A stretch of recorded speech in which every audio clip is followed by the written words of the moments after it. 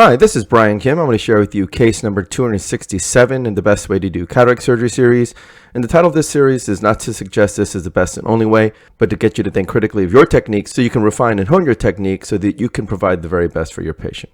And so this is a patient with a soft lens and a tiny little pupil. And you're going to think to yourself, why in the world is this guy doing surgery in such a tiny pupil? But I'm going to show you how I have a lot of confidence disassembling this lens using mechanical fracturing techniques, and I won't really feel like I need to use any pupil expanding devices. So you can see this is the eye and the pupil is rather small.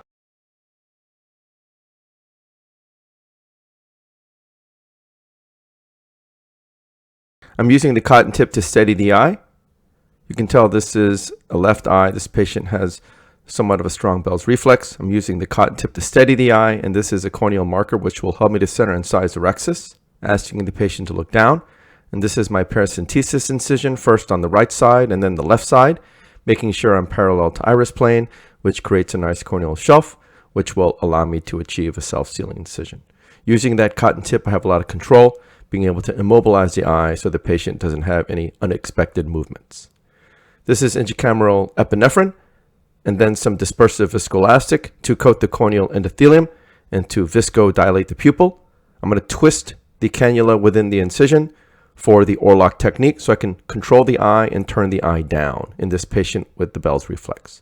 This is the triplanar corneal incision. I make a vertical groove, place the blade into the deep part of the groove tunnel, and then I enter. Keeping that cannula in the eye to control it, these are the sharp tip microrexus forceps femoria. I puncture the center, pull down towards me, grabbing the right side of the tear. Because the pupil is rather small, I'm going to make the rexus just slightly bigger than the pupil.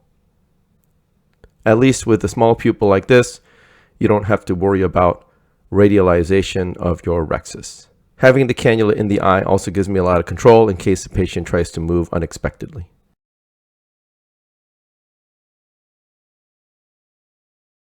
Finish off the rexus, and then coating the corneal surface with the viscoelastic, dripping some BSS on the surface of the eye. And this is the capsule fornix hydrodissection technique. I place the cannula under the rexus edge contra-incisionally, point the tip down, jiggle the cannula a little bit just to create some space.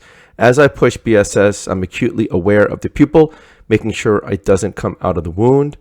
And then as I push the BSS, I lift the lens up with the cannula, decompressing the bag, pushing the lens back into the bag, decompressing some more, sweeping on the left side and then the right side, and then the lens begins to spin. It's really important to have a mobile lens, especially in this situation when you have a small pupil.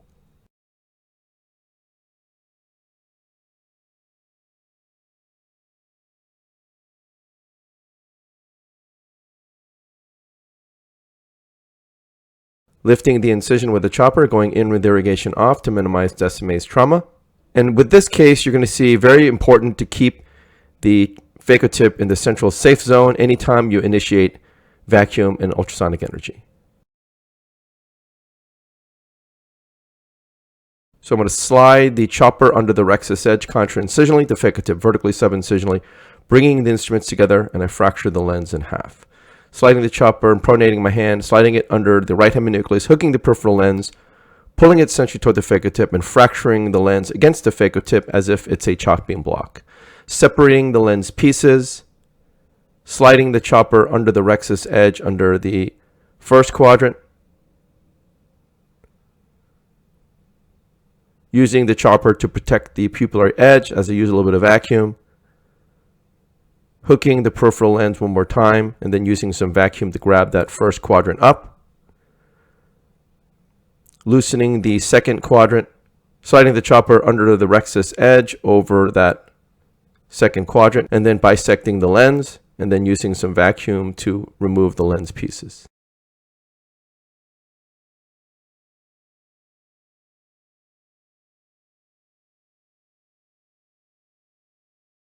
Turning the second heminucleus in front of me,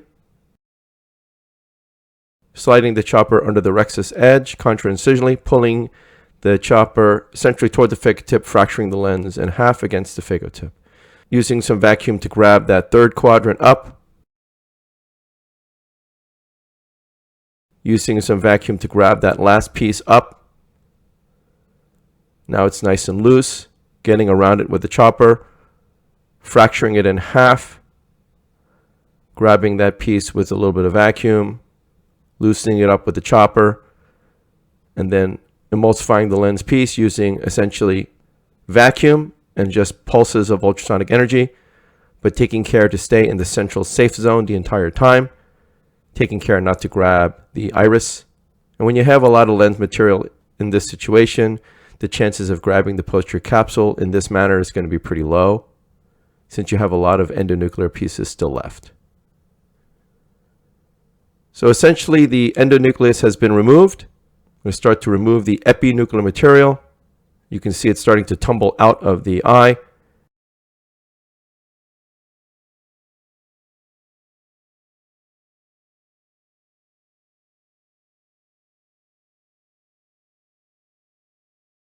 And as the epinuclear material comes out, you get a clear red reflex. So I take the chopper out, push BSS in, take the phaco tip out, and I go in with the eye in a handpiece. I always start subincisionally peeling the cortex from anterior to posterior.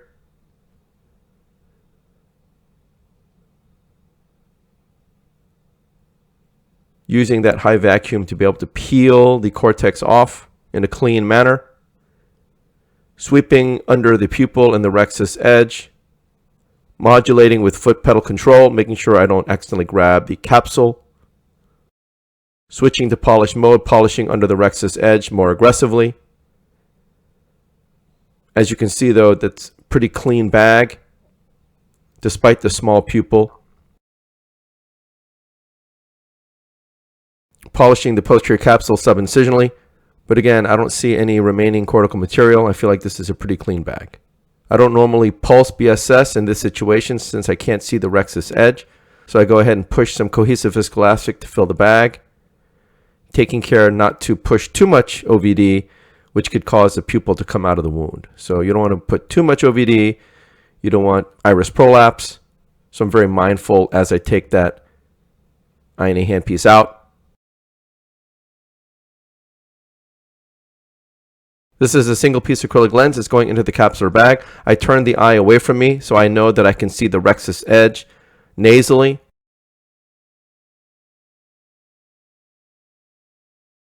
And the lens is going underneath the rexus edge, which means it's in the bag.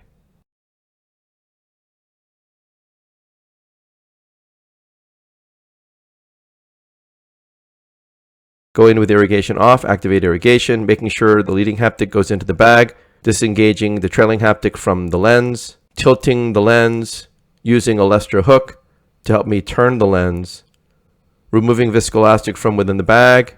And because it turned rather easily, I'm pretty confident both haptics are in the bag, and I'm using the Lestra hook to confirm that both haptics are in the bag. You can use the Lestra to lift the lens up and tilting it and remove any remaining viscoelastic from within the bag. Once I reposit the optic into the bag, you can check with the Lestra hook to make sure that the rexus is over the lens and over both haptics. Removing all the viscoelastic from the anterior chamber, and I will hydrate my incision. So again, people wonder and ask me, why are you working in a small pupil? Why don't you use a pupil expanding device? Most people use a Malyugin ring. Other people use other rings. Occasionally people use iris hooks. People prefer rings over hooks because it's just easier to put in, but that's a lot of hardwire, and there's always a chance that you can cause some type of complication when you're using any type of device. And so my attitude is, why don't you develop a technique where you can feel confident and safe being able to position the instruments within the rexus edge and be able to confidently fracture the lens by using the chopper and the phaco tip to fracture the lens. And in my case, being able to fracture not only with instruments, but with infusion only. I'm using irrigation only, no ultrasonic energy, no vacuum. I'm not depending upon anything except my two instruments to fracture the lens. Because of this, I'm able to very confidently fracture lens pieces, use a chopper to hook the lens pieces up into the central safe zone, and then carefully emulsify those lens pieces. Because of this, I feel like there is no reason to use pupil expanding devices in situations when you have a relatively soft lens and a tiny pupil. If you can confidently disassemble a lens in this situation, you'll be able to confidently disassemble a lens in any situation. So I hope this was helpful to you, and I thank you for your attention.